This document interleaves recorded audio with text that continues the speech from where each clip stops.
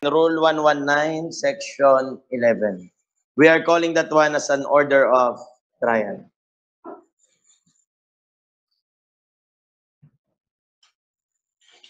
Now, alam niyo na itong order of trial, di ba, Ursua?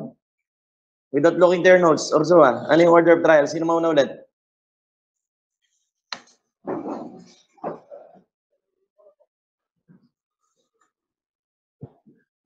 Sino mauna? Ako, mga tatlong tanong ko na sa yan. James, sino mauna? Sunod? Sino ba? Ulitin mo, Ursua. Tayo na basic na yan eh. Bali agad. Prosecution, defense. Ano ba? Ano ba?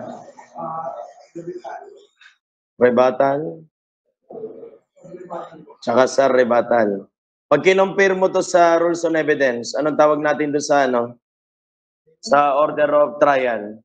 Kasi hindi ginagawa nila eh. So, anong tawag doon sa may section 4 ng 132? Order of? Trial. Ay, order of examination. Parehas lang to, everyone. Kaya kailangan nyo yung bunggo. Ano yung order of examination natin? Ano mauna? Direct examination. Direct? Cross. Cross? Redirect. Redirect and Recross. recross. Sigo mo na yung mindset nyo, ha? Hindi porket may direct cross kagad, baka akala nyo nagda-direct prosecutor lang. Commonly naman talaga kasi siya mauna. This is a general rule. However, there are instances na binanggit dun during your pre-trial. Balik kayo ng pre-trial nyo muna 118. Gusto natin exemption, iba kasi ito eh. Ayun yung general rule nyo. Na mauna talaga dapat, prosecutor. What's the reason? Sa kanya lagi yung burden of evidence natin, yung burden of proof. Na siya ang una mag-present kasi he who alleges must prove. Kung sino nagbibintang, patunayan niya. Magre-rely tayo sa conviction natin, not on the weakness of the defense, but on the strength of the prosecutor's evidence. Kaya lagi siya mauna.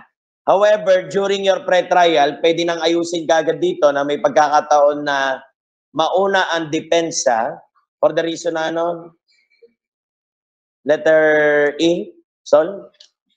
Plea bargaining. A po, sir? E. Modification of the order of trial if the accused admits the charge but interposes a lawful defense. Ayan, may mga lawful defense siya like self-defense tsaka exempting. Babaliktad yan. Yan yung tinatawag yung reverse order of trial. Pero wag niyo lilitera rin, ha? Pag binaliktad niyo, sino mauna? Defense. Sunod, prosecutor, rebuttal, then sa rebuttal. Huwag niyong ibabaliktad to. Kasi kung nauna si defense, siya yung magdadirect. Nakuha niyo muna. Oo, magkamukha, pero huwag niyong babaliktad rin, ha? Nag-guess ba muna? Sampulan natin para maintindihan niya. Ito yung totoong order of trial. Again, because of the general rule, mauna talaga ang prosecutor because he has the burden of proof. Yung proof beyond reasonable doubt niya, and he who alleges must prove. Kung sino nagbibintang, siya magpatunay. He must rely on the strength of his evidence and not on the weakness of the defense. Yun yung pinaka-rule nyo. However, there are instances na pwedeng bumaliktad. Ibang kwento lang naman talaga yan eh. Babaliktad lang yan pag naging book ka nitong Article 11, tsaka yung Article 12 nyo. Naalala pa ba yan? Balikan nyo kung di nyo maalala.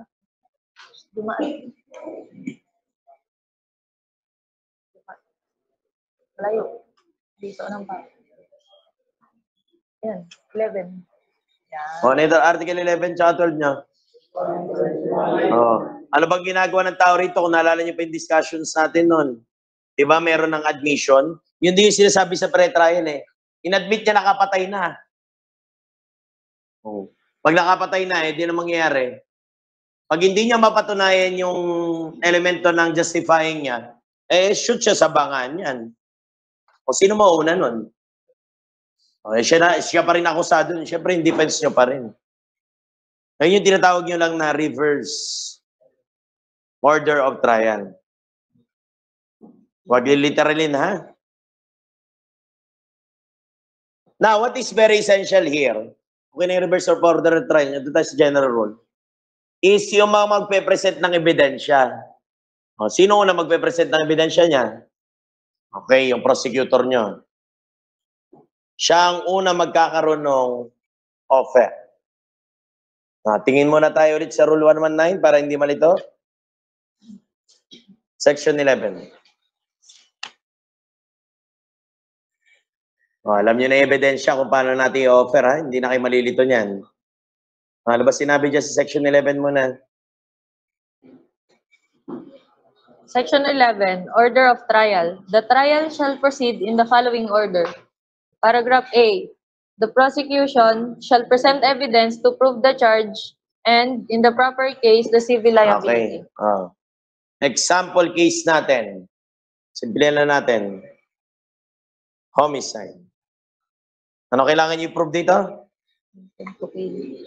Alam niyo na to. Okay, yung factum probandum natin. Ito yung issue natin, the fact in issue. And we all know, everyone, na papatunayan natin yung corpus delicti or yung factum probandum or ultimate facts or the elements or substance of the crime or the very fact that the crime has been committed. At ano yan? Sige, voluntad, ano? Intent to kill, tsaka person has been killed. Okay, diba, nagkakaintindihan na tayo. Ang hirap pag wala yung evidence nyo eh. Hindi natin maintindihan to. Person has been killed.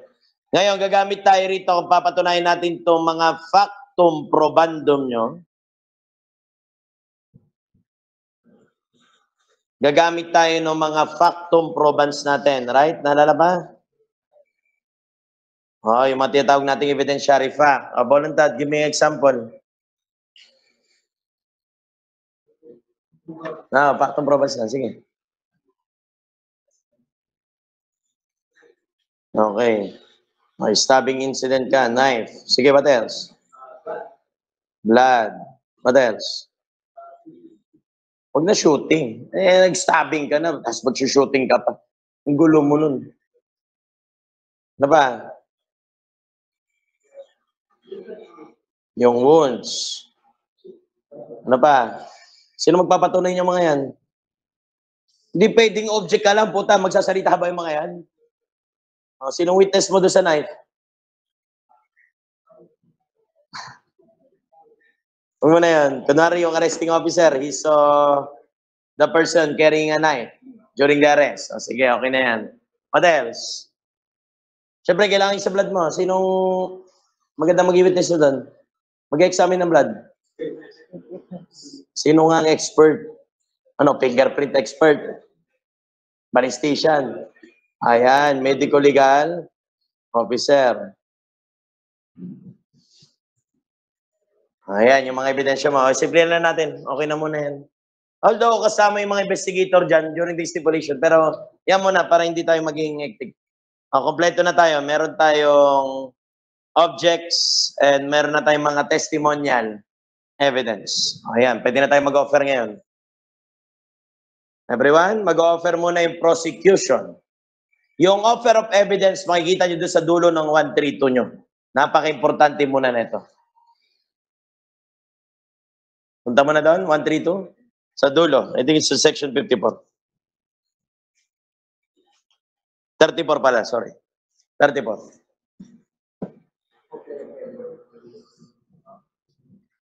Kita mo na? Punta mo na 132. Para di malito.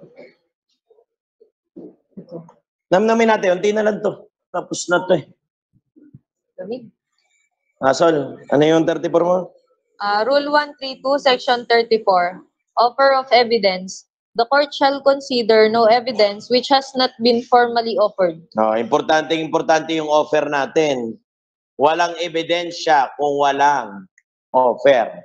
I've told you already that one. Hindi natin malalaman yung ebidensya kung hindi natin in-offered. Katulad nung affidavit kanina ni Garing Galaw. 3 pala yung pwede. Pwede maging object, pwede maging documentary, pwede rin maging testimonial. Nakadepende. Katulad din ng bangkay ni Ursua. Pwede rin maging documentary kung sa contents, pwede rin maging object. Kung yung cadaver mismo yung ipepresent natin. Ngayon, nakadepende yung offer na gagawin na prosecution kung paano yung ebidensya niya. Ano sabi ulit, Marisol? The court shall consider no evidence which has not Yun. been formally offered. Kino-consider lang yung evidence natin pag merong offer. That is the time to be considered by the court, yung evidence natin. Pag meron na tayong ginawang offer. Saan tayo una nag-offer muna nun? Yung una natin, yung exhibit. Offer din naman yun. Saan nyo nakita ito exhibit kanina? During the pre-trial. Anong ginagawa niya? Minamarkahan niya na, diba? Anong ginagamit yung prosecutor niya? Letters. I-offer to ngayon ng prosecutor nyo. Exhibit A, Your Honor, the knife used in killing. Exhibit B, Your Honor, the examination of the blood. Exhibit C, Your Honor, the affidavit of the medical legal officer on the examination of blood. And Exhibit D, Your Honor, the examination of the wounds of the victim, also made by the medical legal officer.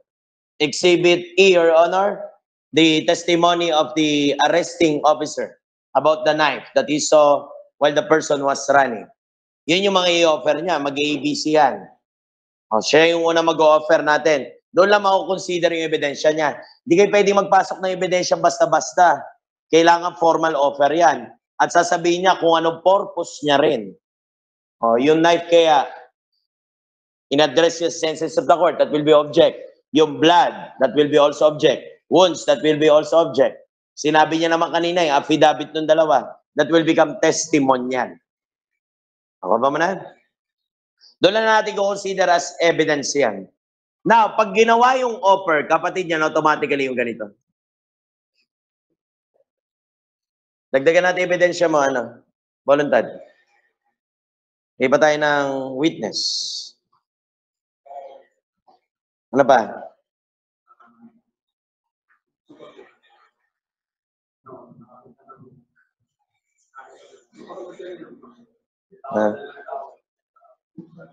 Narinig na nag-aaway. Okay, James. Ano pa? Isa pa. Nagahasa ng kutsilyo. What else?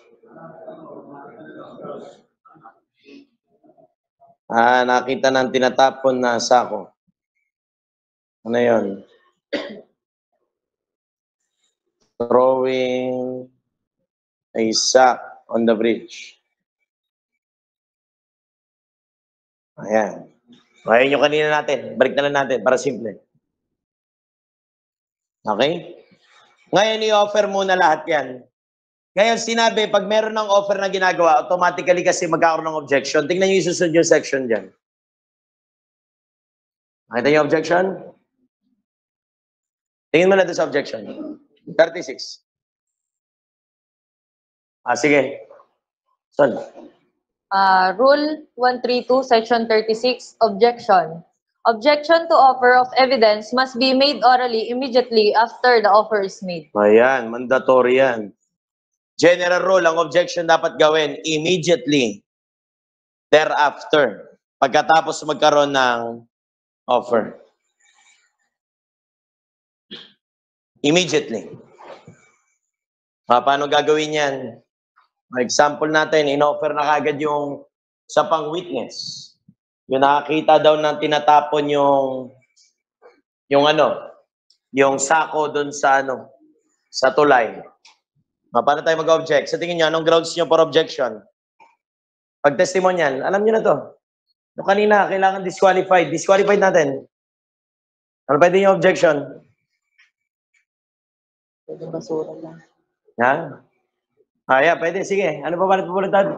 Hearsay. Kunwari, sabi na itong isang witness.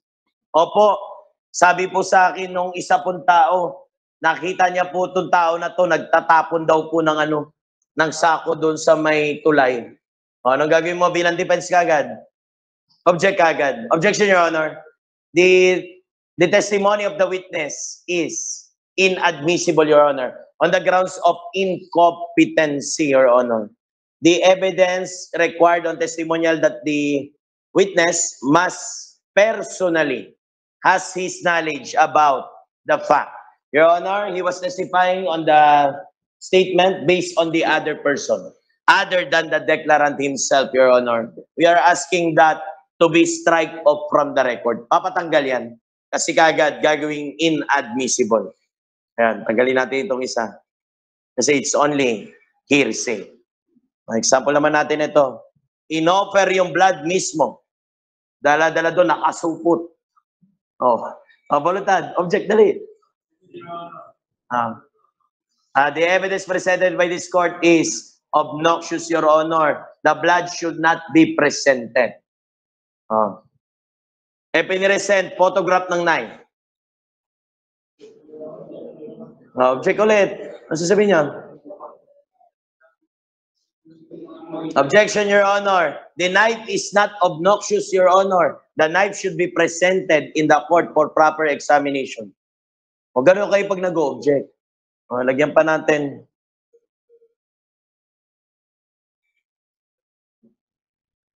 Lagyan pa natin dito, pang siyam. Kunwari yung priest nating I quit. Parang kunwari nag-suicide daw, sinulat niya sa dugo niya. Photograph with the blood I quit. Finotograph yung blood na I quit. Mag-object ngayon yung defense. Objection, Your Honor. That is a secondary evidence, Your Honor. The blood should be presented with the phrase I quit. Yun yung sabi ng defense. Kung sa tingin nyo, maniniwala ba yung judge? Bakit? Secondary nga naman. O paano pag sinabi ni judge? O nga no, sustain. Pwede ba yun? Ngayon, tingnan nyo, yun yung mga pinagagawa natin kanina, everyone. Ayun yung sa section 38 nyo, nagagawin na agad yung ruling. Tingin mo na kayo sa ruling para maintindihan nyo rin. Marisol? Section 38, ruling. The ruling of the court must be given immediately after the rule out kagad yan. Given din also immediately. Tingnan muna natin ulit, everyone. Again, in-offer yung hearsay. Paano kung yung defense, tatanga-tanga, tutulog-tulog? Di niya nakita na hearsay yung pinresent ng isang ebidensya natin. Ano mangyayari ngayon kung hindi siya nag-object kagad? Kasi sinabi natin kanina, the objection should be made immediately. Tingnan natin. Ano magiging ano? Waiver. That will be a form of waiver. Kasi dapat gawin mo kagad yung objection eh. Ngayon, kung nag-object, immediately thereafter, objection, Your Honor, the evidence presented by the prosecutor is inadmissible, Your Honor, because the evidence presented is hearsay po, Your Honor. We are striking it from the record. Anong gagawin kagad ni Judge? Immediately, magkaroon kagad dapat ng ruling. Sol, 38.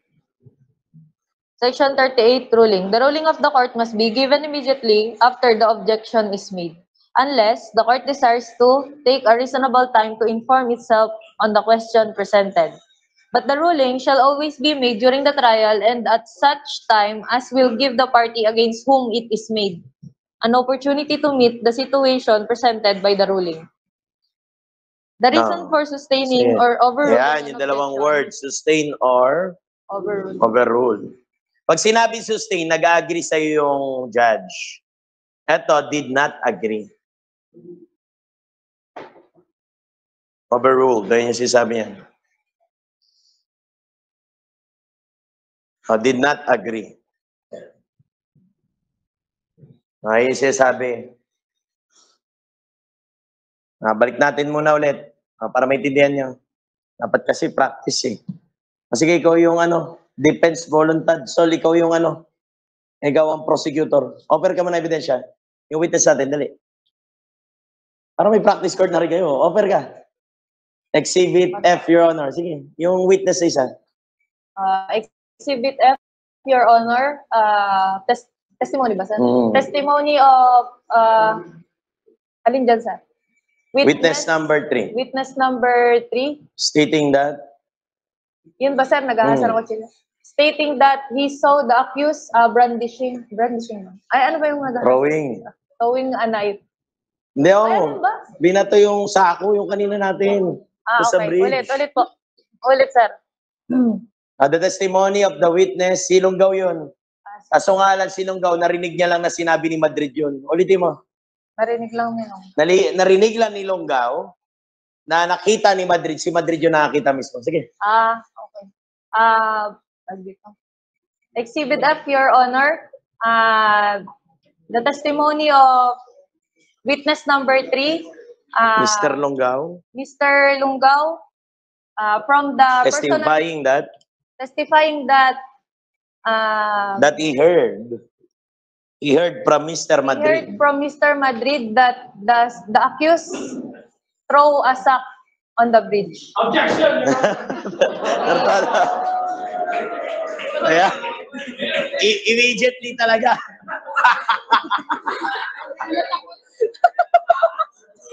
Sige, tawag mo ulit. Sige. Nagulat ako, te. Ayan. Nag-object ka. Literal, immediately. Tratado kayo, bawal yung ganyan sa korte. Concussion kayo. Sabi ko po, Mr. Defense, your voice is too loud.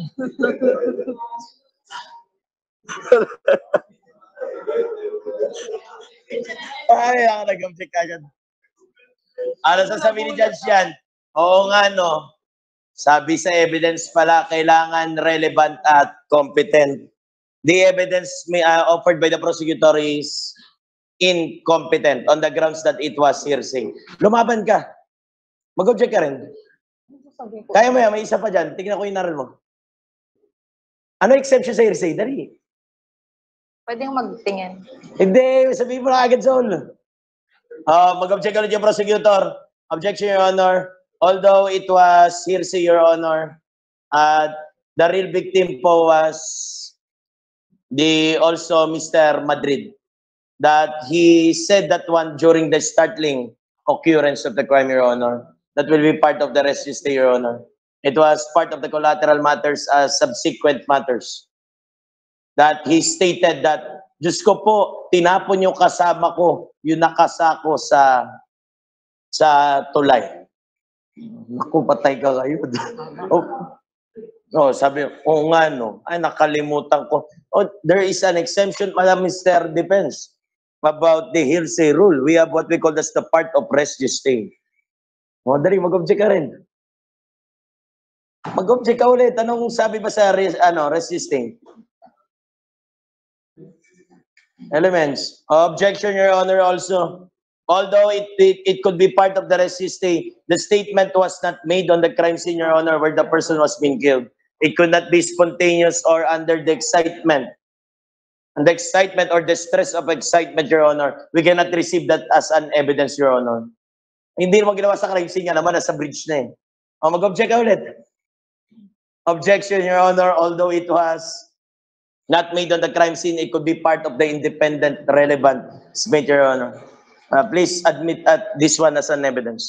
Di yan. Gano'n niya pag nagtalo-talo na eh. Kailangan alam niyo ay rules on evidence. Paano kayo magtatalo kung di niyo alam yung rules? Di lang pares kinakatanga. Objection, inadmissible na po. Pwede na ba yun? Sinabi, state niyo yung objection niyo. Balik kayo ng 36 niyo. Di ba dapat sabihin niyo yung purpose niyo? Masol, basa ulit. Section 36, objection. Objection to offer of evidence must be made orally immediately after the offer is made. Objection to the testimony of a witness for lack of a formal offer must be made as soon as the witness begins to testify. Objection to a question propounded in the course of the oral examination of a witness must be made as soon as the grounds therefore become reasonably apparent. Kailangan pakita mo yung grounds mo, ba't ka nag-object? Hindi pwedeng basta-basta yan kasi si judge niya, sasabihin niya rin yung order niya, bakit sinusustain niya, rin-overrule niya. Balikin ang 38 niyo. Section 38, ruling. The reason, doon na sa pangalawa. The reason for sustaining or overruling an objection need not be stated. However, if the objection is based on 2 or more grounds, the ruling sustaining the objection or... ayan na, dami nyo ng tanungan eh. Nalilito na si judge. Kailangan niya nang i-explain ngayon. Ganun yan. I-guess mo na. Ganun yan pag ino-offer. I-offer natin itong pang-ansyam natin. Yung photograph na may I quit. In-offer yung photograph, malamang. Kasulat sa pader yan eh. Offer mo, Sol. Exhibit G. Exhibit G, The the photograph, photograph the phrase. of the phrase I quit written using the blood of the victim. Mr. Sino? Sige na, ayan na. Okay na po yan. Mag-object ka, Balutad. Mag-object ka. Yung photograph ng praise I quit, yung in-offer niya. Anong i-ano mo? Objection, Your Honor. The prosecutor is not clear about the presentation of evidence. I'm asking her to be specific. What kind of evidence is that photograph with the praise I quit? Is she presenting it as documentary or an object evidence? Oh. Kailangan pag nag-offer ka, dapat specific din. You are proving it's or the blood only? Pwede di ba yung multiple? Sige, ano mo? The photograph of the phrase I quit written using the blood of the victim is offered as documentary evidence for its content and is also offered as object evidence for blood. Oh, dalawa na daw, multiple admissibility. Depends, ano gagawin mo? Mag-ano ka, mag-object ka para sa ingin 5,000. Kasi gano'n yung pagbayigay yung lawyer, 5,000. Ikaw magaling ko mag-object, di ba? Para kunwari may ginagawa ka. Objection, Your Honor. The evidence presented by the prosecutor is secondary, Your Honor. In order to determine the veracity of that document, what is under the rule provided is that we must produce the original. And when the original is unavailable, that's the only time that the prosecutor may present their secondary, Your Honor. O sabihin dyan, oo nga, no? Mag-object ka ulit. Mag-object ka ulit. Objection, Your Honor. The evidence is presented as secondary evidence due to the fact that the original cannot be produced since the original is unavailable? It is unavailable because it was destroyed. Lost and destroyed. Oh, ko pinapaproduce yung original, wala na, dugo yan eh. Bubulok yan. Sige, sustain. Pasok ulit yung ebidensya. Doon pa lang, inaano nyo na yung evidence nyo. Isa pa. Paano pag nag-present ng ganito, stabbing to. Nag-present ng firearm. Nandun to sa scenario ni Atty. Gabaw. Nag-present yung prosecutor ng firearm. Offer mo. Exhibit H, the firearm used by... With serial number? With serial number 123456, offered as an object evidence, which is used as on the side of the defense of the victim. Okay. Dumipensa yung biktima. Okay. Dalawa. And No permanent contents eh. the evidence, the firearm is also offered as a documentary evidence for its content of the... To prove that it was the firearm of the victim. Kasi it was registered to his name, Your Honor, with the serial number 123456. Mag-object ka. Photograph lang yung pinresent niya rin. Mag-object dari. Photograph lang yung pinresent. Sige, banat. Ano ang problema? The prosecution should provide the actual weapon. On the grounds of? Sandali lang. Dalawa yun eh. Documentary, tsaka object yung pinresent niya eh. Your Honor, objection, Your Honor. That is secondary again, Your Honor. The prosecution must produce the original and it could be examined by this court. Mag-object ka ba? Nasaan na ba yung firearm? Is the firearm still there, Miss Prosecutor? Is the firearm still available? No. Pwede ba yun? Pwede ba mag-ganon? Ano na? Your Honor, since the firearm is not available, I offered the photograph of the firearm with serial number. Mag-reason ka, ba't wala yung firearm mo? It was in the public office, Your Honor, as part of the chain of custody. Ayun. They are still examining the firearm. That's the reason why I brought a photograph. It could not be examined by this court. However, on the next hearing, Your Honor, I may present it again. would you kindly put it on the record muna? Yung tinatawag yung tender of excluded evidence. Punta kayo sa dulo. Yan lang ang lagyan ng kwento eh. May mga ebidensya na pinapatanggal to kabila kasi nga secondary. However, ito yung sinasabi ni Prosecutor Sol natin. Oh, Sol, tender. Section 40, Rule 132, tender of excluded evidence. If documents or things offered in evidence are excluded by Ayan, court, diba document lang yan? by the court, the offeror, Pinatanggal kanina nito kasi nga photograph secondary lang. Anong gagawin mo ngayon? Sige, diretso lang. the offeror may have the same attached to or made part of the record. If the Ayan. evidence excluded, Lagay mo na sa record, yan yung sinabi mo kanina. Your Honor, because it is still under the custody of the public office by reason of chain of custody, we were not able to produce it inside the court. Your Honor, would you kindly consider this one as conditionally admitted? Yung isa pa kayong ganun term, conditional admission, but later on, ipoprove nyo naman yung ano niya talaga, yung kanyang admissibility. Would you still put it on the record and not be strike off from the record? Okay lang yung sinasabi ng tender of excluded evidence. Clear mo na? Ikaw kasi, check ka ng object. Tender of excluded daw, sabi niya. Sayang ebidensya niya eh. Kung tatanggalin mo yung baril, di wala na rin yung object niya. Mahirap pa i-prove na dumipesa pa yung ano talaga. Yung biktima mo, kawawa ka naman. Pinrove niya rin na ano daw. Object mo ulit. Sabi niya object yan daw eh. Ginamit daw ng biktima rin. Sige. No, hindi self-defense. Dumipensa lang, inatake. Hindi, alam ba, pag firearm, hindi naman obnoxious yun eh. Objection, Your Honor, the firearm is not obnoxious. It must be presented in the court, Your Honor. Maniniwala na si, si judge nyo. Sabi overruled. Sustained. No, you must produce the firearm. We will not admit it anymore because that is not obnoxious. Why you didn't prepare, Miss Prosecutor? You're already on trial. Patay ka ngayon. Di wala na isang ebidensya mo, ni-strike out niya. Tanggal to. Kasi bawal, ba't mo hindi nilabas yung mismong firearm? Yun, doon mo tirahin ulit. Kasi tender of excluded, pan-dokumento lang yun eh. Dito na, ayan, object, pwede. Anak ko, hindi niya na marirelease yun. Ayan, magkas ka ng doubt. Kailangan mo lang dito. Doubt. Pag nagkaroon ng doubt yung judge, wala na, dismiss ka agad yan. Okay, tinatagal mo yung mga witnesses eh. Nag-ispa mo na yung offer tsaka yung objection nyo. Ayun yung ginagawa dyan na dalawa. Ngayon, balik tayo. Examine na natin itong mga to.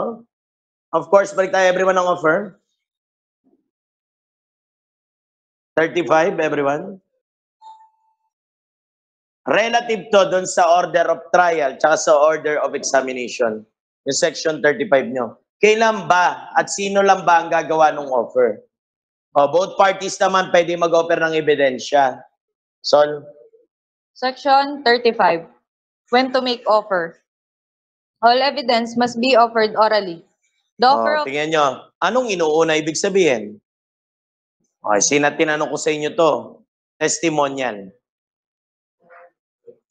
It shall be made orally lahat. Although yung object at documentary nyo, they are inanimate. They cannot speak for themselves. Kailangan natin inanimate yan by testimonial. Kapag in-offer na ulit yan, yung kanina, yung mga blood, yung phrase I quit, tatawagin muna dyan ni prosecutor yung kanyang witness. Your Honor, together with the exhibit B, Your Honor, the testimony of the medical legal officer that will prove that the knife was the weapon used in killing my client. I am the victim. Tawagin niya muna yun, tapos magpo-prove na. Tsaka lang lalabas yung dalawa nyo. It's either na piliin na natin yung object, tsaka yung inyong documentary. Ang mauna lang lagi, testimonial. Kung ano yung present ko, document, edi ilabas yung document. Kung object, tsaka ilabas yung object. Mauna pa rin testimonial. Okay? Basta, Sol, nandiyan nakasulat. Documentary and? The offer of documentary and object evidence shall be made after the presentation of a party's testimonial evidence. Mauna yung testimonial niyo. Ito, tinanong ni Atty. Gabao to, sabi ko, hindi na pang practice court na talaga. Clear mo na? Ay, clear mo na tayo. Ganun mag-offer tsaka mag-object ha. Ngayon, balik tayo rito. We are referring now to the order of trial pa rin. Or again, ibunggo natin yung order of examination. Again, balik tayo doon sa kanina, sa Rule 119. Section na to, Sol? 11 po. 11. Then dito, Rule 132. Section 4. Section 4. Pagbungguin niyo yung dalawang codal niyo para makita niyo parehas lang talaga sila. 132. Sol, 119 ulit. Rule 119, Section 11, Order of Trial. The trial shall proceed in the following order. Sa paragraph A, the prosecution shall present evidence to prove the charge and, in proper case, the civil liability. Paragraph B, the accused may present evidence to prove his defense and damages, if any, arising from the issuance of a provisional remedy in the case. Sa paragraph C, the prosecution and the defense may, in that order, present rebuttal and surrebuttal evidence unless the court, in furtherance of justice, permits them to present additional evidence bearing upon the main issue. Subparagraph D, upon admission of the evidence of the parties, the case shall be deemed submitted for decision unless the court directs them to argue orally or to submit written memoranda. Subparagraph E, when the accused admits the act or omission charge in the complaint or information but interposes a lawful defense, Ngayon lang, yung magre-reverse yan. the order of trial may be modified. Re-reverse order of trial lang. Huwag na tayo doon, alam niyo na yun. Yung reverse order. Ngayon, kung i-compare natin dito sa Section 4 ng Rule 113 tuloy. Sorry. 132. Everyone, 132. Section 4. Compare natin. Sige, ano. Sol. No, sir. Kung sino yung una magpe-present ng evidence, tatawagin niyo yung klase ng Sol. Section 4, Rule 132, order in the examination of individual witness. The order in which an individual witness may be examined is as Kung follows. sino yung una mag-present, tawagin niyo direct. O, nasa general rule tayo, ha? Let us all say na nauna talaga yung prosecutor, huwag tayo muna mag-reverse. Direct examination. Yung proponent yung word dyan, si prosecutor yan. Kasi sila yung nagpo-propose ng kaso. Sila mauna, nasa kanya yung burden of proof. Sunod, Sol? Paragraph B, cross-examination by the opponent. Cross. Yung opponent natin ngayon yung defense. Then? C, redirect examination by the proponent. Redirect. Then? D, cross-examination by the opponent. Tsaka lang submission for decision ulit. Makinig mo na maigi, ha? Yung reverse order of trial nyo, again, kailan na pwedeng invoke nyo? Kapag nag-invoke ng Pag nagkaroon ng justifying or exempting circumstances. Sino mauna nun? Si defense. Siya yung mauna mag-present ng evidence. Anong gagawin niya pag nauna siya? Anong klase examination din? Direct. Nakuha niyo mo na? Ganun din yan. Kasi magpe-present din ng ebidensya naman yung ano nyo. Yung depensa. Pagkatapos ito rin prosecutor, susunod ng trial nyo, depensa magpe-present ng ebidensya. Pag si depensa nag-present, anong una gagawin niya rin? Direct din. Nag-gets mo na? Then, kung sumunod si prosecutor, i-cross niya rin yung mga witness ni defense nyo. Cross-examination ulit. Nakuha niyo yung word? Kaya ginamit doon sa trial, itong mga word na to. Yung rebuttal tsaka sa rebuttal nyo. Masyado generalized kasi alam nila pwede mangyari yung mga ganon. Unlike in evidence talaga, kung sino yung una nagpe-present, direct. Kung yung pangalawa, examine yung mga ebidensya, i-cross niya yun. Nakuha mo na yung mga term. Ngayon, ito ang mahirap na side natin dito, yung mga tanungan. Kasi pag examination, gigisayin yan eh. Anong magiging word nyo pag nagkaroon ng examination? Itong word na to. Magbabatuan ng mga tanungan. Magkaka-argument yan. Pag tinignan muna natin ulit yung Rule 119, nakasaad din naman dyan kung anong ginagawa ng prosecutor nyo. Doon muna tayo.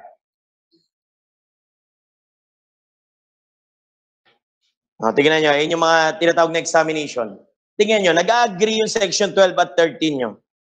Hanggang 15 nyo. Tingnan nyo muna. 13, 14, 12, 13, 15. Sino ba una muna dyan? Si Raul yung codal nyo eh. Prosecution muna. Nakita mo na? Section 15 muna. O, yun yung guide natin. Everyone? Dahil section 15 ng Rule 119. Sige, Sol. Section 15, Rule 119. Examination of witness for the prosecution. When it satisfactorily appears that a witness for the prosecution is too sick or infirm to appear at the trial as directed by the court or has to leave the Philippines with no definite date of returning, he may forthwith be conditionally examined before the court where the case is pending. May mga ganyan. Minsan yung kwento, pag masyadong busy yung prosecutor's witness natin, pwede yung police, magte-training. Sasabihin niya ni prosecutor, Sir, may schedule po tayo sa sa December 20 po. Ang problema po, ongoing po yung training ko nito. By December 15 po Pwede po bang isalang yun na lang muna ako dun para ma-direct nyo na po ako? Pwedeng gawin nila yun. Wala namang problema dun. Importante kasi masalang. Walang i-cross kung walang dinirect Sige ba? Such examination in the presence of the accused or in his absence after reasonable notice to attend the examination has been served on him shall be conducted in the same manner as an examination at the trial. Failure or refusal of the accused to attend the examination after notice shall be considered a waiver. Waiver sa kanya yan. If he wanted not to confront the witness face-to-face, later maintindihan niya yun doon sa may rights ng accused. Kasi lahat ng witness sa prosecutor dapat pwede niyang i-cross. Kung hindi siya umattend, waiver na yun sa part niya rin. Ngayon, yung sinasabi rin dyan, pag pumunta rin kayo sa rules on evidence, parehas lang. Papunta kayo doon sa 132 nyo naman.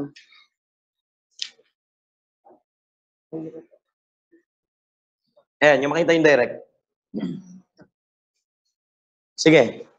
Section 5, Rule 132, Direct Examination. Direct examination is the examination in chief of a witness by the party presenting... Examination in chief. So, sino yung nauna? Ayun yung word na examination in chief. Sige. By the party presenting him or her on the facts relevant to the issue. Ayan. Sabi rito sa direct nyo muna, yung pwedeng tanungin lang, yung mga ganitong tanungan muna na dapat relevant sa fucking issue. Ngayon, may makikita kayo dyan dalawang klase ng tanungan muna, everyone. Punta kayo rito sa section 10. Ayun yung guide natin kung tatanungin natin yung mga tao. Ano ba generally ang allowed? May dalawa kasi tayong klaseng tanong. Ayun yung leading, tsaka yung ating misleading. Pag sinabi yung leading, this one suggests the answer.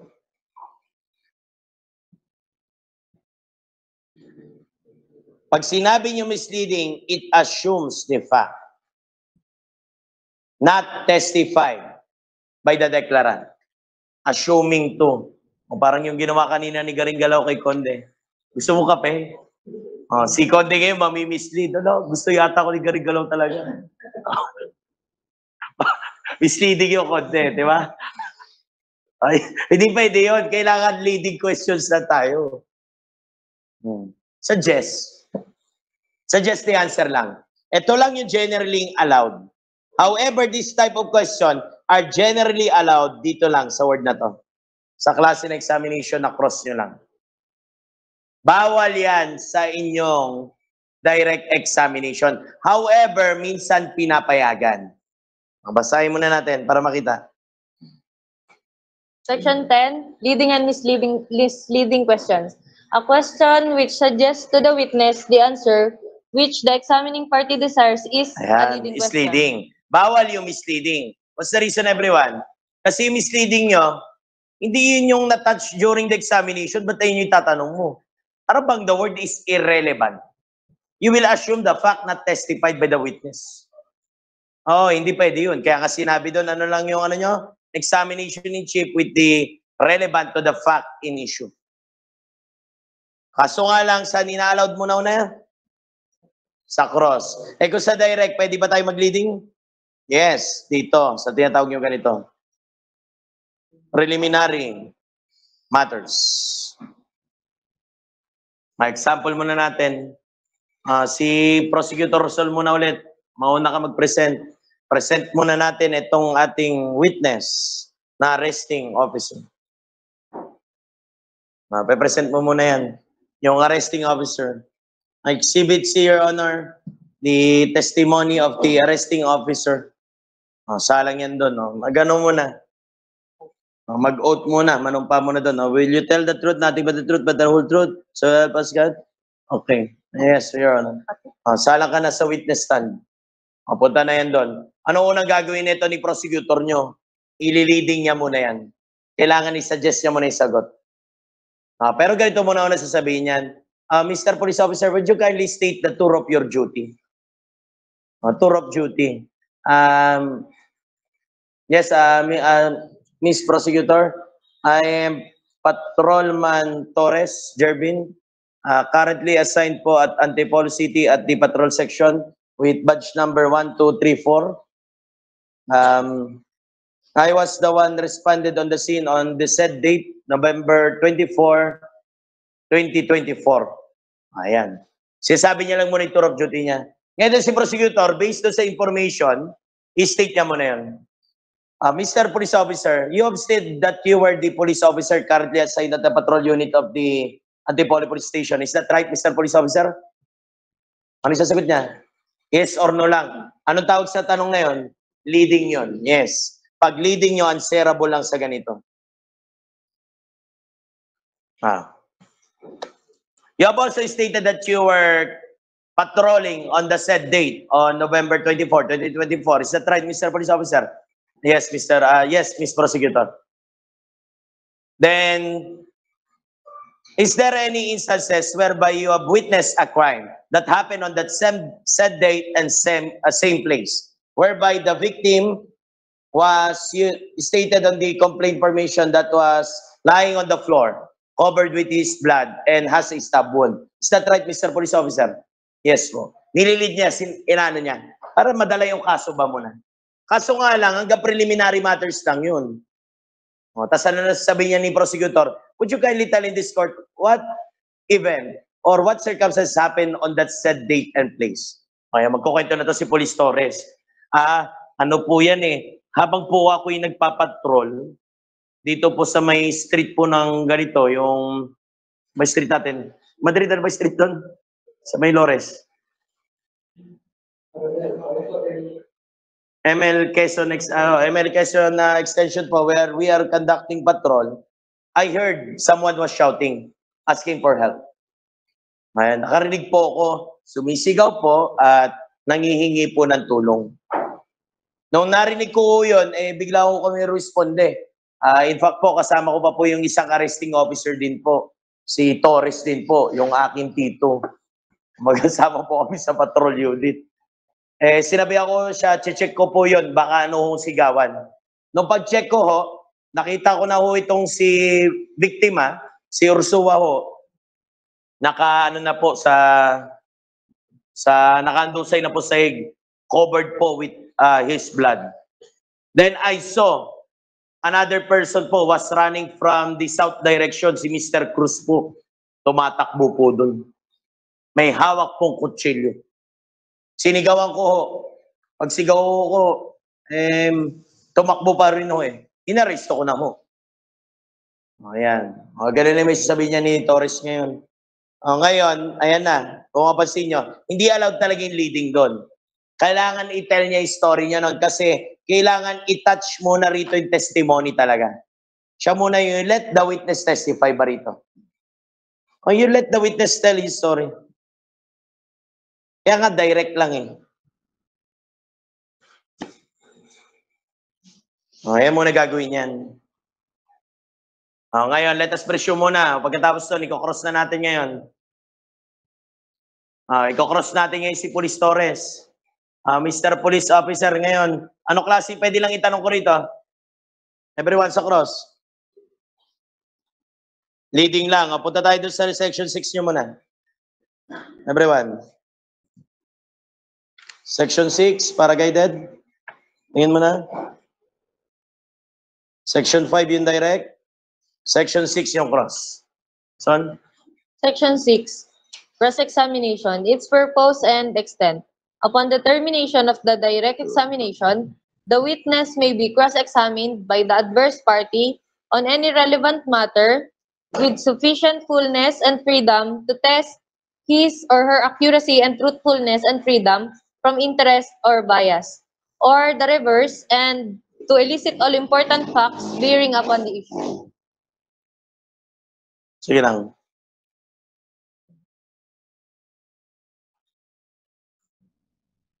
Ano ba? Wala na? Opo. Okay lang po. Tsaka dapat yung tanong, touch in the direct. Tsaka dapat yung tanong natin ano lang? Relevant. Pwede ba ganito yung tanong? Mr. Police Officer, are you single? Ay, Mr. Torres. Ano ba? Jervin ka, di ba? At Patrolman Torres, Jervin Ryan, are you single? O mag-object ka kaagad, ano, yung kabila. Prosecutor. Objection, Your Honor. The question of the defense is irrelevant, Your Honor. That was not been touched during the direct examination. Why we will ask my witness about to single? Hindi pwede yung common sense in everyone. Ano na itatanong dapat dito niya ulit? Leading lang, leading. Paano tatanungin niya ni defense muna? Mr. Police Officer, you have stated that you are a police officer. Is that right, Mr. Police Officer? Okay. You have also stated that you were currently assigned at the patrol unit. Is that right, Mr. Police Officer? Yes. You have also stated that you were conducting patrol on November 24, 2025. Is that right, Mr. Police Officer? Oops, strike. Mag-ano ka ulit?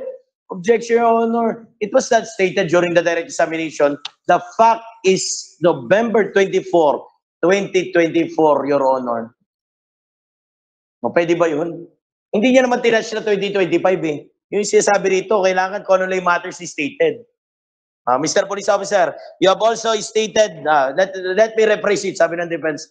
You have also stated that you were around patrolling at ML Quezon Extension Street at Antipolo City on November 24, 2024. Is that right, Mr. Police Officer? Yes ka lang ng yes dyan. Uhulihin ka dyan eh. Then, you have stated also during the direct examination that you have heard someone was shouting. Is that right, Mr. Police Officer? Then you immediately go to the scene. Is that right? Yes ka lang ng yes. How were you able to hear the shout of the victim? Would you kindly elaborate in this court? Narinig ko po, sumisigaw po eh. Ano ba sinisigaw niya, Torres? Tulungan niyo ako, sinasaksak ako. How far are you from that incident, Mr. Police Officer? From your mobile car to that place of incident? When I responded po, Mr. Defense, I ran immediately to the scene for, I think it's 20 seconds. Or maybe that will be around 5 to 10 meters. Were you able to hear it from 5 to 10 meters? Yes. If I will go outside this court, then I will shout. Can you still hear me? Nagkakasto ng doubt. Napakita kung ano ba. Kasi ano yung inano mo, nag-warrantless arrest kasi. Titirahin ko yung flagrante delicto mo. Basta ka rin committed on your presence. Then you immediately arrive at the scene. Is that right? Then you saw the victim lying on the floor, covered with his blood. Then you saw my client was also running. Is that right?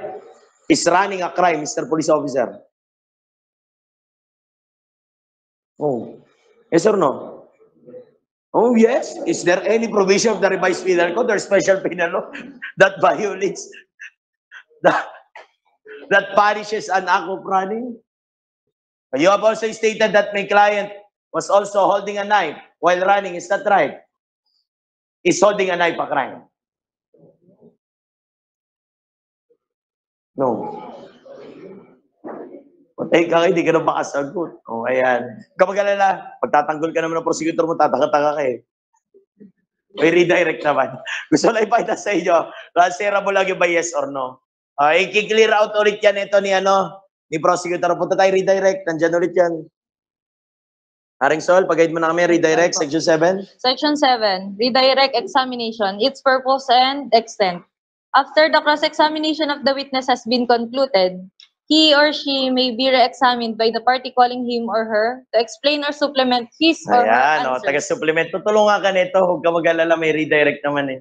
Anong gagawin na ngayon ni Prosecutor Sol? Tatanungin ka niyan. Mr. Police Officer, based on your training, when you heard someone was shouting for help, what is your very instinct?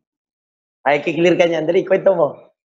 When someone was shouting, it is common to us as police officer to immediately respond at the scene. Ayan, kiniklear na, nawawala na yung doubt. Yung 5 to 10 meters siya, kung maririnig po pa daw. Kasi tatakbo agad yun eh. Then, Mr. Police Officer, you stated also during the cross-examination that you saw the victim lying on the floor. Is that right? Then you saw him running. Then you asked him question, right? Before you arrested that person. No. But he still ran. Did you saw him holding a knife? Is that knife covered by a blood? Ang kakatulong mo to, huwag ka mag-no. Tinutulungan ka na nga eh. Yes po.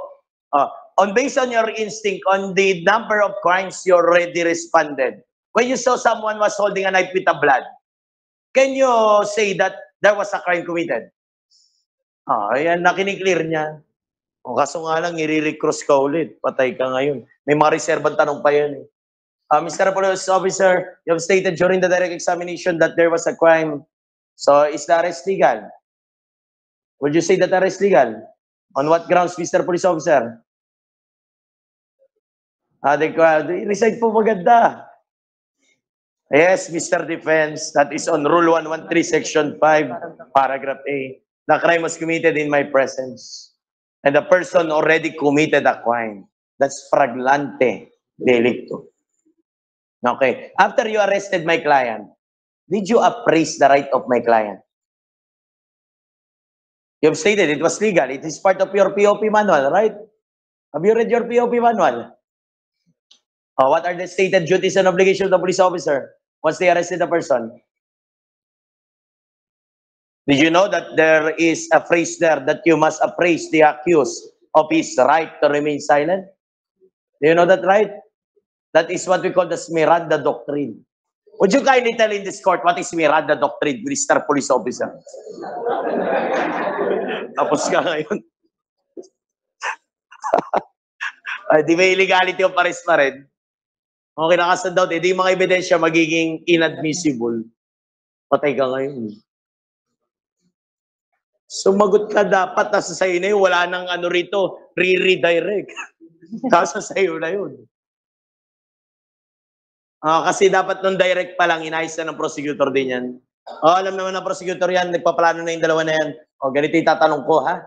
Ayusin mo yung mga sagot mo. Nakaplano na yung mga yan. Minsan lang yung police nyo, pag yung mga tatanga-tanga eh, hirapan din. Lagasin mo na yung leading, misleading. Redirect, ayun lang yung mga ginagawa dyan. They're examining the witnesses. Pinakamahirap dito yung ganito nyo.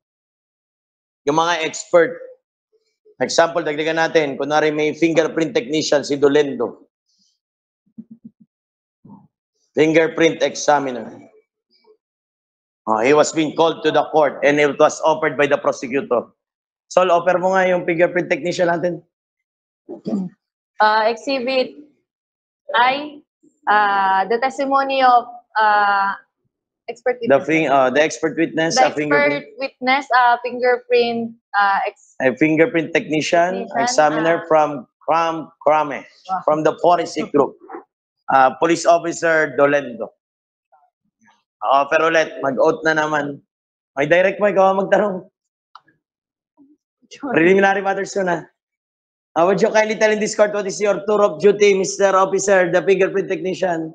I am Police Officer Rodmar Dolendo of the Camp Crame, currently assigned at Camp Crame as a fingerprint technician with badge number 123456. Okay. Mr. Police Officer, would you kindly tell in this court what is the field of your expertise? Ayan, explain niya pa thoroughly yan. Your Honor, I am a fingerprint technician for almost, ilan taon na ba si Rodmar Police? 4? Ilan ba naging police yan? 2020, no? 4. 2019 yata. 2019 pala. 5 years.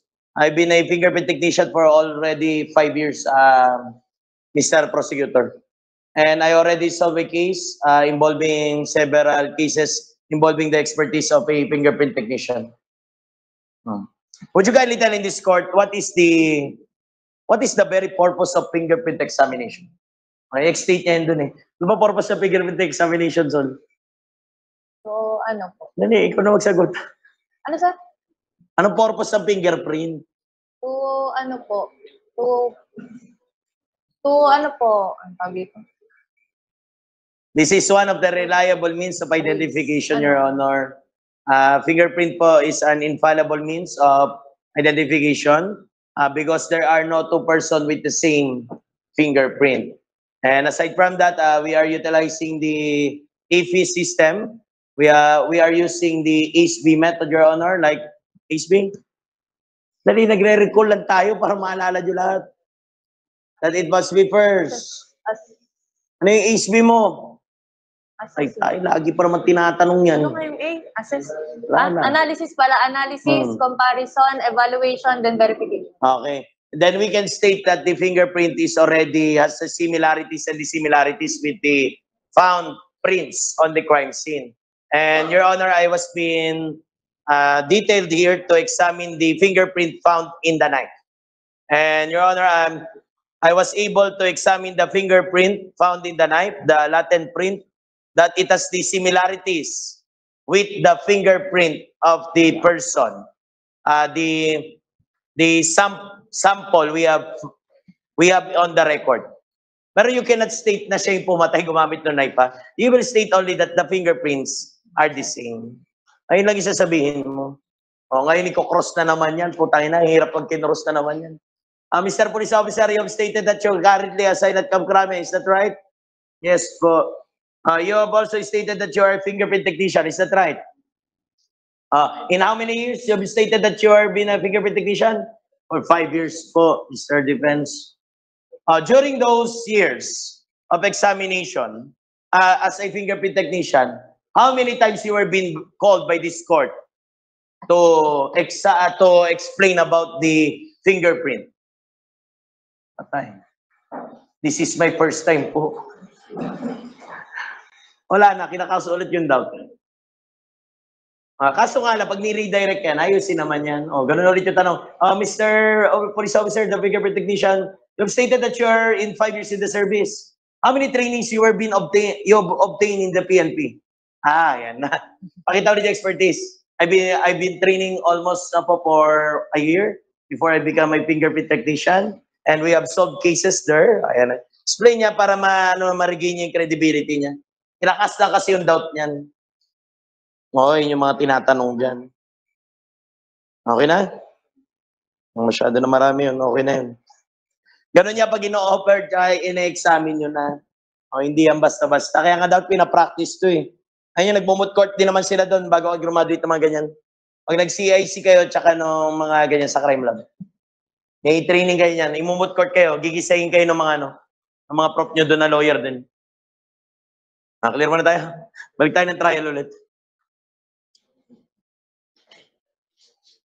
Number 1, balik na tayo ng trial. Yan din yung ginagawa doon sa section 12 at section 13. Diba, Maring Sol? Balik na ng 119, everyone. Section 12, Rule 119. Application for examination of witness for accused before trial. When the accused has been held to answer for an offense, he may, upon motion with notice to the other parties, have witnesses conditionally examined in his behalf. The motion shall state A, the name and residence of the witness, B, the substance of his testimony, and C, that the witness is sick or infirm as to afford reasonable ground for believing that he will not be able to attend the trial or resides May more mga than ganyang 100 ibang kwento. kilometers. Minsan hindi available yung mga witnesses. Anong gagawin nyo ngayon? Pagbabasa lang. Paano pag hindi maka-attend yung witness nyo? Pwede nyo ba pilitin? Pwede ba? Yes, pwede nyo ipilitin. That is on section 14. May mga ganitong witness ayaw umattend. Yan tawag yung hostile tsaka reluctant din. Anong gagawin nyo ngayon on section 14? You must need to secure the attendance of every witnesses. Kailangan i-cross yung mga yun eh. Kung nag-present yung defense ng kanyang witness, yung kabilang party pwedeng i-cross din ng prosecutor yon. Yung mga prosecutor kanina nag-present din ng mga witnesses, i-cross niya rin yun. Parehas lang. Eh, paano kung hindi umaattend? Hostile reluctant. So, section 14. Section 14, Rule 119, bail to secure appearance of material witness. Oh. When the court Pwede rin i-bail out. I-bail yung tao. Bail, not bail out, ha? I-bail to guarantee or secure the attendance. Pakinisip nyo kasi yung bail, ano lang talaga sa akusado, no? No, para ma-secure yung ating attendance. Sige, Sol, basahin mo. bail to secure appearance of material witness. When the court is satisfied upon proof or oath that a material witness will not testify when required, it may, upon motion of either party, order the witness to post bail in such sum as may be deemed proper. Upon refusal to post bail, the court shall commit him to prison until he complies or is legally discharged pwede rin after yan, his oh. testimony has been taken. Magalit ang word nyo. Ngayon yung mga ayaw mag-testify, kinokontempt ng korte. Hanggang mapilitan niya mag-testify. Diyan yung makikita yun sa section 14.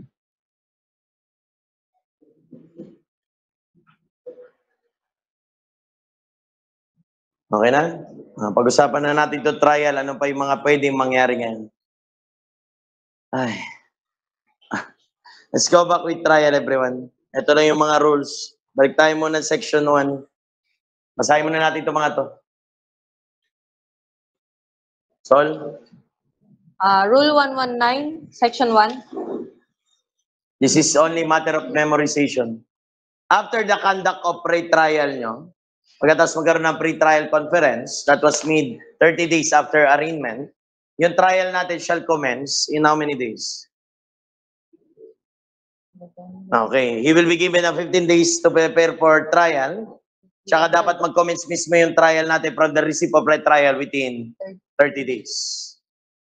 30, magkaroon na ng schedule yan. Pero hindi rin nasusunod to eh. Kalokohan tumaroy. Pero just remember it. May tinatawag kasi tayong ganito. Bawal tumabayulit. Makikita nyo dyan. Itugtog natin everyone.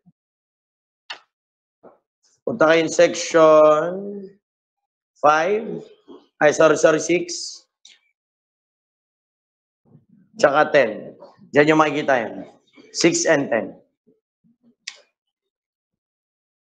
Basahin muna natin. Sige, Sol. 10 muna. Rule 119, Section 10. Law on speedy trial, not a bar to provision on speedy trial in the Constitution. Marami kasi nagbibigay ng speedy trial nyo, even the Constitution, yes. This is constitutional right. At tandaan nyo to, ha? Ito constitutional na right na to, hindi lang to embodied for the accused. Both side of the parties. Pati yung ating prosecution, together with the complainant or witnesses natin, kailangan may ganito rin sila. Parehas to naglalaro on both parties. Sige. No provision of law on speedy trial and no rule implementing the same shall be interpreted as a bar to any charge of denial of the right to speedy trial guaranteed by Section 4. Itong sinasabi ng inyong rules of court, dapat daw sundin pa rin yung inyong Section 14 ng Consti. Kasi pag alam niyo naman itong word na to eh. Justice delayed, justice denied. If there is undue delays made by the court na tinatawag yung ganito. Undue delays, capricious delays, or malicious delays, pwede na ipa-dismiss kagad yung kaso. Malicious delays. Capricious, malicious. Or may makikita ang ganitong word, whimsical. Mahalatang sinasadya. Minsan yung prosecutor magsasakit-sakitan. Pag 2 beses niya inulit yan, that will be whimsical. Tignan yung words na whim. Tignan sa dictionary niya para di ka malito. Okay yung malicious tsaka undue eh. Yung capricious ang delikado tsaka yung whimsical niyo.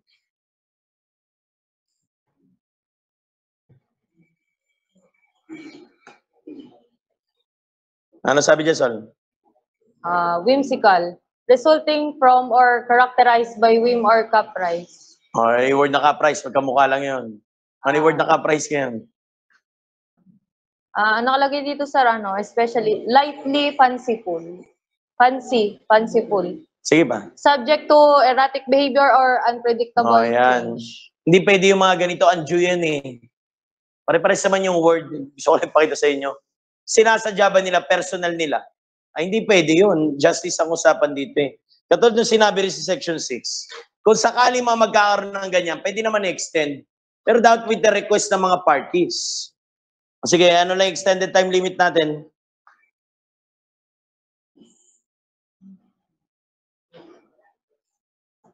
Section 6. Sol. Ano man Rule 119, Section 6, extended time limit. Notwithstanding the provisions of Section 1, Paragraph G, Rule 116, and the preceding Section 1 for the first 12 calendar month period following its effectivity on Ilan days? Oh, dapat daw matapos yung kaso within? 180 days. Matototo eh. Sige pa. For the second 12-month period, the time limit shall be 120 days. Oh. Extended 120, And ano ba? then, for the third 12-month period, the time limit shall be 80 days. Ngayon, yung mga extension lang. Hindi man totoo yan. Pero lahat ng trial dapat matapos within 180 days daw. Matotoo yan po tayo. 180 days lang. Buwan lang yan. Ilang buwan meron yan? 6 ba? O, 6 na buwan. Tangina, isang ano nga lang yun, isang session lang yun. Arraignment lang yun eh. Totoo yan. See? Pansinin yan. Yung iba rito, may mga continuance, pero maganda ito pag sa appeal na.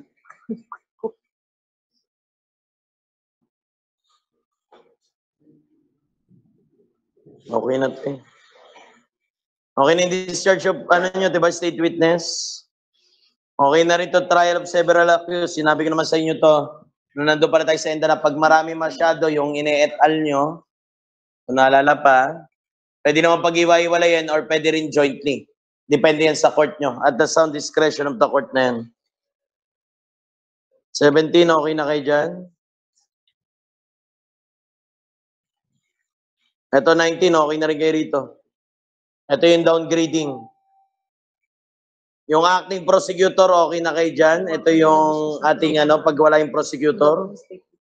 Kaya pwede magpatanggal ng public sa section 21 nyo. Depende yan, pag bata lalo, tinatanggal yan. Ito, pag magkakamukha yung offense, pinagsasama-sama. Yung demurrer, okay na rin kayo dyan. Ito, reopening nyo, dun to sa yung trial. Hindi mo na yan dyan. Wala, okay na yan. Ngayon, balikan natin yung nyo muna, yung evidence. Baka may nakaligtaan pa tayo. Maring Sol? No, sir. Check tayo ng evidence nyo kung may hindi pa tayo nadanan eh. Yung mga presumptions, di pa yata tapos. 128, okay na, di ba? 129, okay na rin. 130, almost na yan. Pero on section 26 hanggang 36 nyo, hindi ko pa ito diniscuss. That's admission and confession. Doon na lang tayo pag sa rights of the accused. Yung sa extrajudicial nyo, doon ko ibabalik yan. I think I already discussed it sa CDI din eh. Yung mga, kung naalala nyo pa yung res inter alios acta. Yan yung mga topic na yan eh. Pang extrajudicial lang kasi ang mga yan. Hindi yan pwede doon sa court. Yung iba yung judicial admission nyo eh. Hindi yan papasok dito, nasa court tayo eh. Hindi ko muna tinapik, pa extrajudicial nyo lang yan. Okay na. Ano pa, Sol? Dalang, 130, okay na yan eh. Opo. Okay na. 131, presumptions, no? Madali lang to presumptions. Nadaanan natin to kasi ito yung prima facie nyo nung nag-aral tayo ng PI. Medyo dinaanan nyo to pero ako masyado nakikita rin. Sa ba maganda yung topic? Paano naman sa Sol? Opo. Ay, ibang kwento kasi yan. 132, okay na rin. Iniiwan pa ba dyan sa 132? Ang sir, tinitignan ko pa. Yung mga document, madali lang yan. Yung mga private, public. Itong impeachment, sir. Impeachment of witnesses. Opo. You cannot impeach your own witness. However, kung ang witness mo tarantado, that's only the time. Sino na pwede mo pa-impeach? Ayan, tingnan mo dyan. Section 11, impeachment of adverse parties. Ayan, sa kabilang party lang. Pag yung mga, kakaibang witness. Pero, di mo pwedeng gawin yan sa sarili mong witness. May mga ganyan pag kunwari, disqualification, papa-impeach mo, asawa. Impeachment, tatanggalin mo lang. Okay. Meron pa ba? Ano po, yung isa pa po, impeachment by evidence of conviction of crime. Yung mga pero pang lang yan. Pang perjury. Pag napatunayan na nagsinungaling na dati. Saka sa mga moral turpitude, sa credibility yan eh.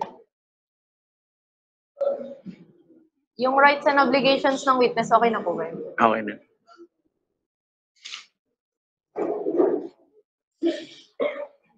Lala, no?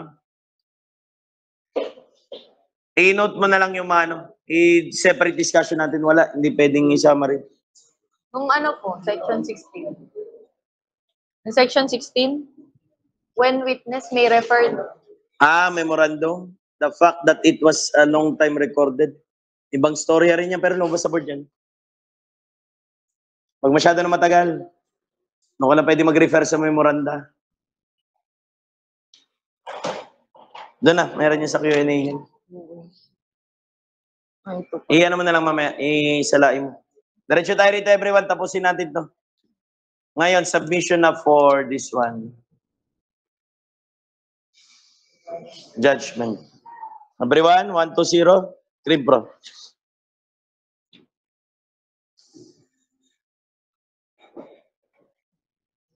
Konti lang to, at madali lang tong judgment niya. What's the definition of judgment muna, Sol? Section 1, Rule 120, Judgment, Definition and Form.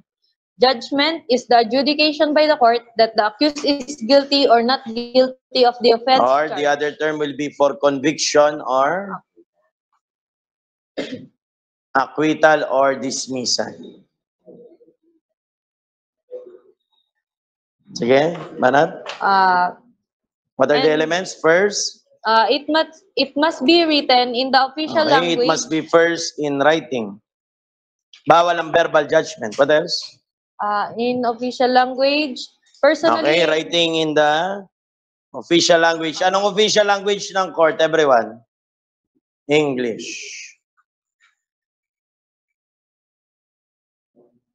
Hindi yan katulad ng arraignment nyo, yung yung language known.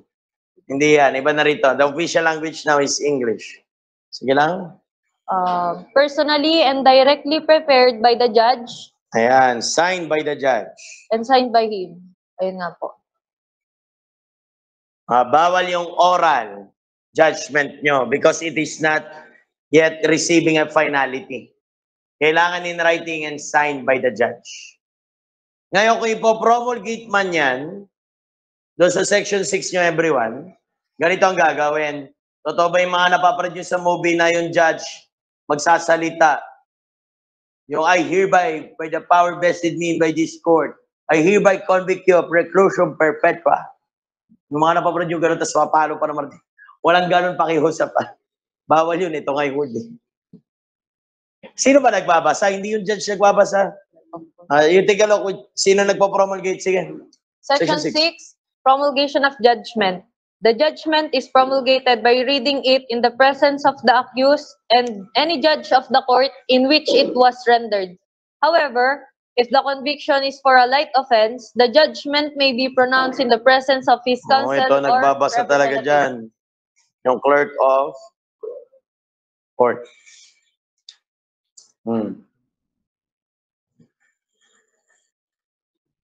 Okay, diretso lang. If the accused?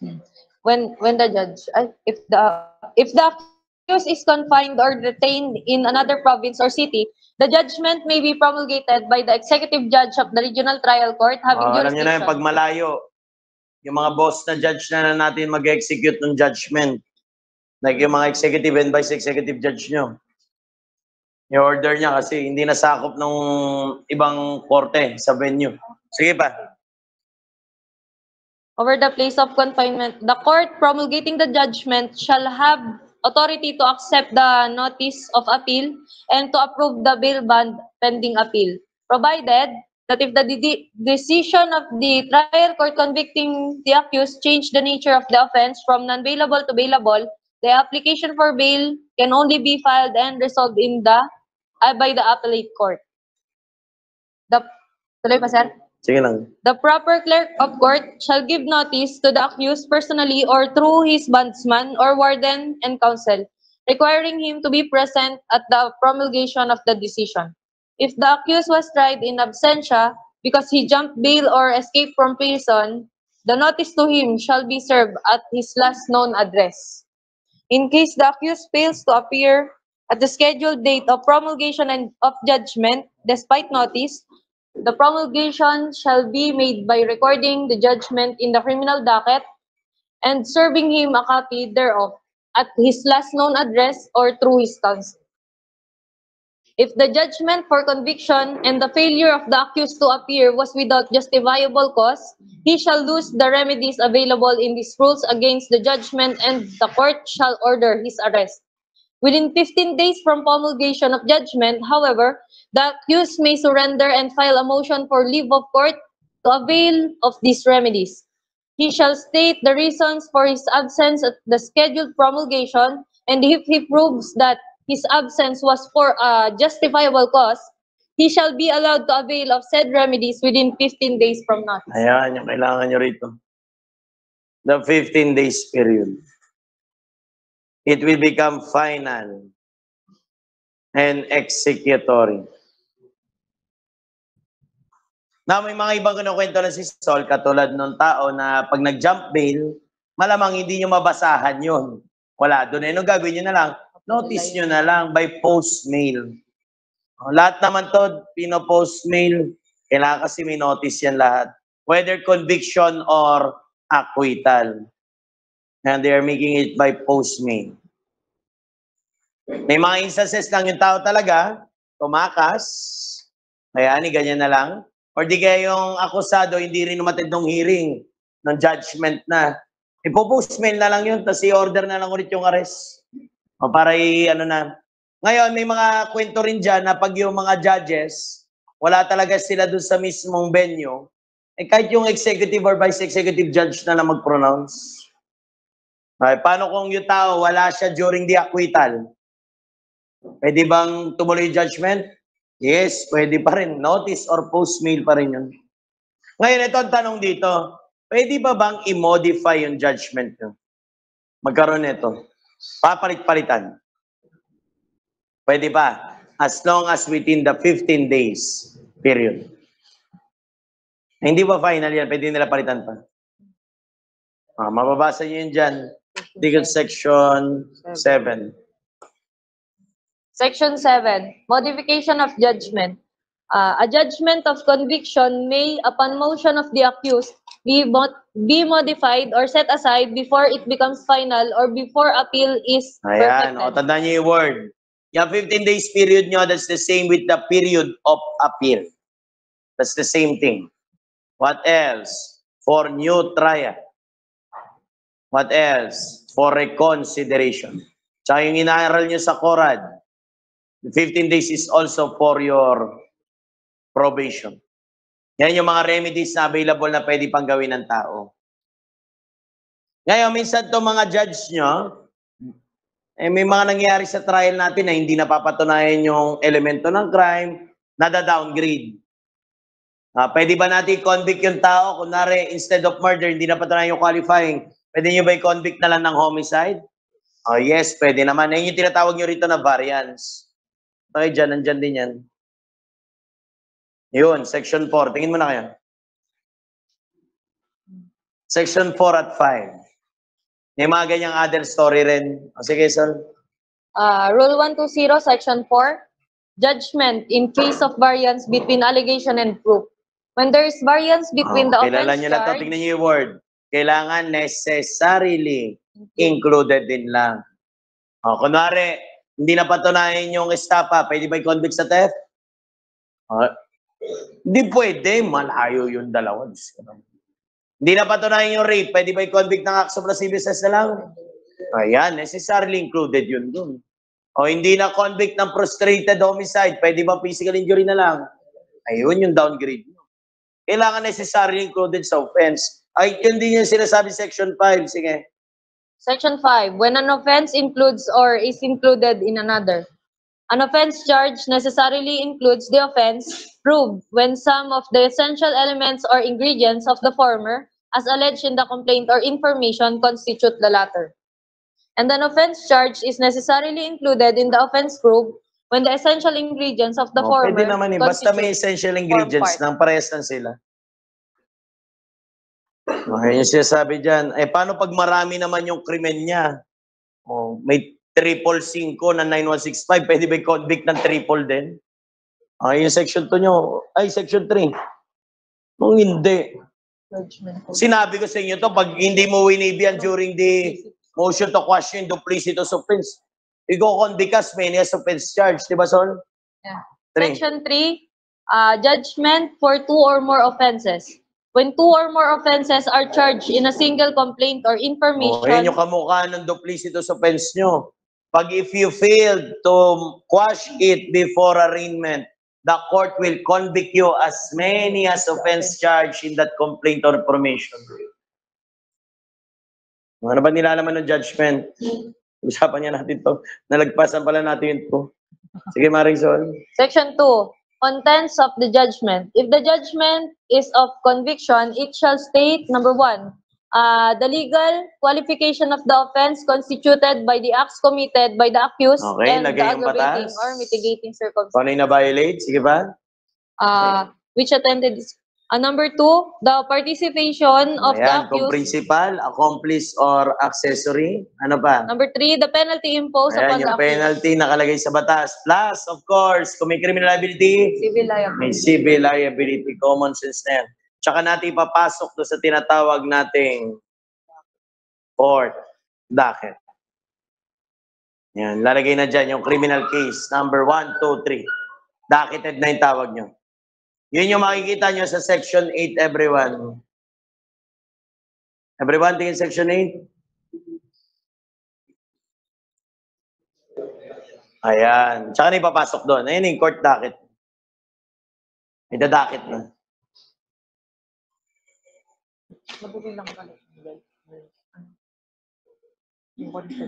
Okay na. Ngayon, may other story to tell, like yung mga 9344 nyo, ingatan nyo to, masususpend yung, alam nyo naman to, yung sentence before, pero ngayon ano natawag nyo? Imbis na i-convict, nidadiversion nyo. Kung hindi naman convicted, lalo na pag yung tao nag-apply pa nito, ibang storya rin to. Yung probation nyo. Ano pa pwede, yung parole nyo, imposition of penalty. Okay na yan. Tapos yung trial nyo. Okay na lahat. Pupunta na tayo rito, tinatawag yung post-trial segment.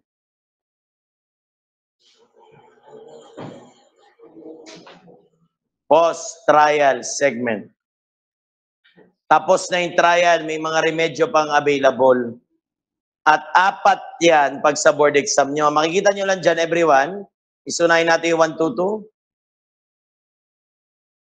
2. Appeal. Sa 1 to 1, we have 2. New trial and reconsideration. Within this 15 period, pwede nyo gawin to mga to. The 15 days period before the judgment become final. Ito pa yung tinatanong sa board exam nyo, yung Rule 45 tsaka yung Rule 65 nyo. Si Attorney Gabaw tinatanong tong word na certiorari. Then of course, damay na natin yung sa PD 968 nyo. Probation. Yan yung mga remedy na available pa sa tao after the trial. Okay? Punta muna tayo sa appeal. Everyone, 1, 2, 2. Appeal. Yung tao rito, magpapalit na ng pangalan, hindi nyo natatawagin before na accused. Complainant. Mag-iiba yung tawag sa kanila. Everyone, tingin muna. 1, 2, 2, everyone.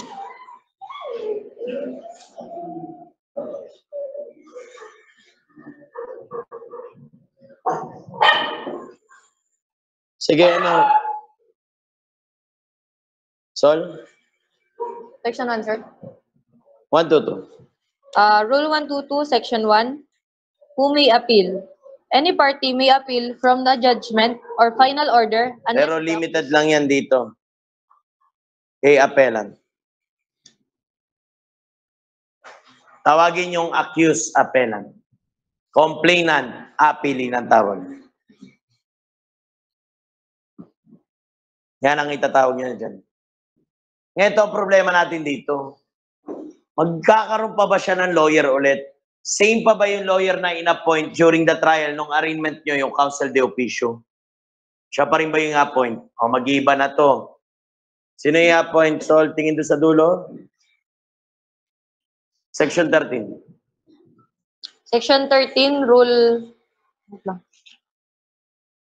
Okay. Section 13, 122. Rule 122. Appointment of counsel de officio for accused on appeal. It shall be the duty of the clerk of court of the trial court upon filing of a notice of appeal to ascertain from the appellant if confined in prison whether he desires the regional trial court, court of appeals, or the Supreme Court to appoint counsel de Kaya officio. magpapalit na naman ng panibagong lawyer. Kasi yung mga lawyer nyo, counsel de officio, magre-remain lang yan doon sa MTC or RTC nila. Pag umakyat ka na, wala na, mag-iba na ulit. Panibago na naman kasama si appellant, yung kanyang bago ulit. Mga taga-ano na to, yung mga solicitor general nyo na. Ngayon yung tutulong sa kanila. Yung mga naka-attach doon sa DOJ nyo, sila na bahala ulit yan. Mga bossing na natin yan. Sila na tutulong dyan. Iba na. Iba na yung mga i-appoint nila. Ngayon, yung movement nito, pag nag-appeal kayo, ito muna. Laging pataas lang to. Katulad ng binanggit na korte ni Sol doon sa appointment, saan pwede mag-appeal? Anong unang binanggit mo korte? Binanggit ka dyan, section 13 mo. Regional trial court. Oh. Bakit? Pwede ba mag-appeal sa regional trial court? Ibig sabihin, saan galing yung kaso? Okay. Sunod, pag galing sa RTC, saan nyo pwedeng i-elevate muna? CA. Pag galing ng CA, saan nyo elevate? Iba lang pag question of law, ha? Pag question of law, saan nyo i-rerekta? Supreme Court. Lahat ng way nito pataas. Now, let us compare it with new trial and reconsideration nyo. Punta muna kayo sa 1-to-1.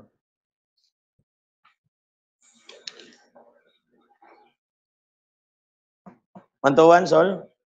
Rule 121, Section 1. New trial or reconsideration. At any time before a judgment or conviction becomes final, the court may, on motion of the accused or at its own instance, Yung sariling trial court niya, walang movement to everyone. It will remain to the same trial court. Yung certiorari nyo naman, ito masakit. Ang movement nito pababa. Kung meron kayong rules of court dyan, punta kayo ng 45 tsaka 65 para mabasa nyo man lang. Nasa rule 45 at 65 yan ang rules of court nyo. Ito yung nakakinis, tinatanong ni Atty. Gabaw, but supposedly, dapat hindi na pang-crim to eh. Kahit nga kami rito, hirap na hirap. 45 muna tayo, Marisol.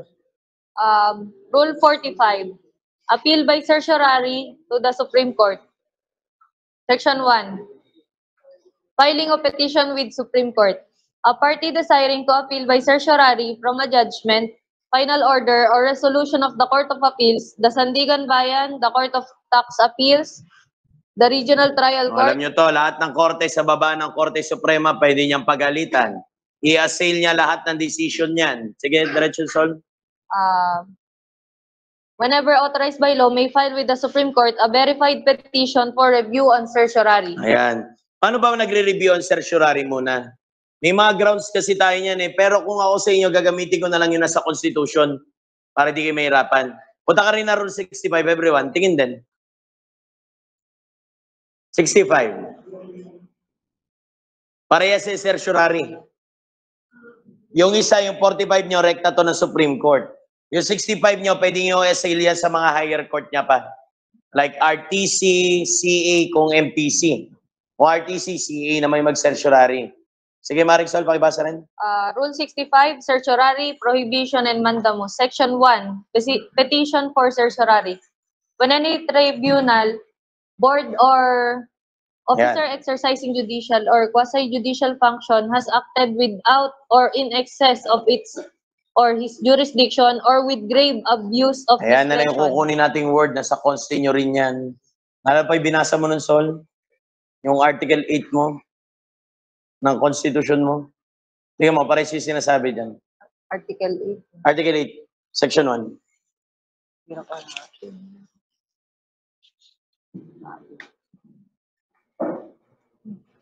May ganito rito. Article 8, Section 1, Sep.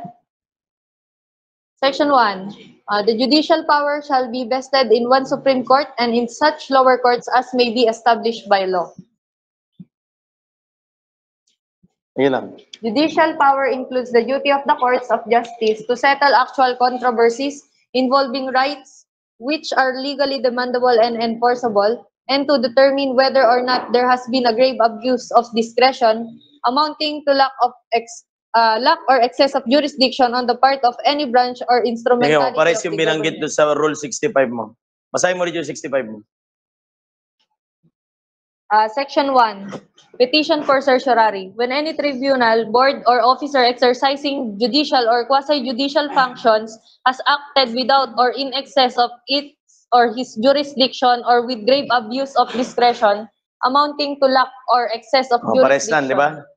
O, kunin nyo na rin sa consti. Yung mga law student, okay na muna yan.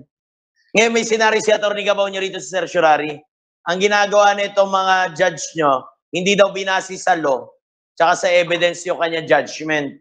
The proper remedy is mag-file tayo ng certiorari nyo. Yung certiorari nyo, papagalitan lang naman yung mga lower courts. Kaya pababayan, ang papagalitan yung nagdesisyon, yung mga court accosts nyo. Nagkamali yung mga lower courts. Yung remedy nyo dyan, pag tarantado talaga yung mga judge, there is a grave abuse of discretion amounting to lack or excess of jurisdiction. Certiorari, not example. Final yung kaso sa Teresa, although the crime was committed in Antipolo, pwede ba yung ginawa ng inyong Teresa courts?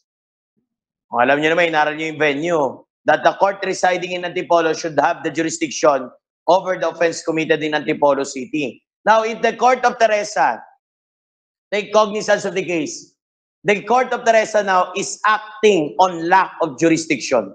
They do not have the power and authority or jurisdiction to hear and decide cases that are committed in Antipolo City. And that will be also an excess of jurisdiction. Ano gusto nila? Sakupin nila pati yung Antipolo? Isi-certiorari nyo na yun. Minsan may mga judges naman that they are making their pronouncement or yung promulgation nila not based on the law. Example, yung tao, kinonvict po rin nila for death penalty, may 9346 na. That is amounting to grave abuse of discretion na talaga yun. Sobra naman ay wala naman sa batas yun. Nakuha nyo muna. Okay, yung certiorari nyo, tinatawag. Ngayon, balik tayo rito sa new trial. May mga grounds kasi ito. What are the grounds for new trial? 1 to 1, Sol. First, Nasaan? Article 121, grounds for, Section 2, grounds for a new trial. The court shall grant a new trial on any of the following grounds. Paragraph A, that errors of law or irregularities prejudicial to the substantial rights of the accused have been committed during the trial. may bagong batas o nagkamali ng appreciation ng batas. New trial tayo. Example nyo, may bagong batas na nag-amend, pinapababa yung penalty. Yung tao kinonvict na for the penalty of prison mayor. Ngayon may new law ina-amend, pinababa yung penalty, ginawa prison correctional. Anong remedyo ng tao? Magpa-new trial ka muna. O, Your Honor, baka pwede nyo namang i-appreciate tong bagong batas. May errors na po kayong kinomit. I should not be convicted for prison mayor po. The penalty now provided under the law should be prison correctional. New trial lang. Sige, paano pa? B, the new and material evidence has been discovered Ayan. which the accused could not. Alam nyo naman during the pre-trial, dapat lahat ng ebidensya pinresent na. at during the trial, nung yung pag-argumentuhan, hindi kayo pwedeng, kunwari may na-discover kayong bagong ebidensya, ipe-present nyo pa ulit, bawal yun. Antayin nyo muna matapos yung trial, tsaka mag-promulgate. Mag-new trial ka na lang kung may bagong ebidensya. Reconsideration grounds?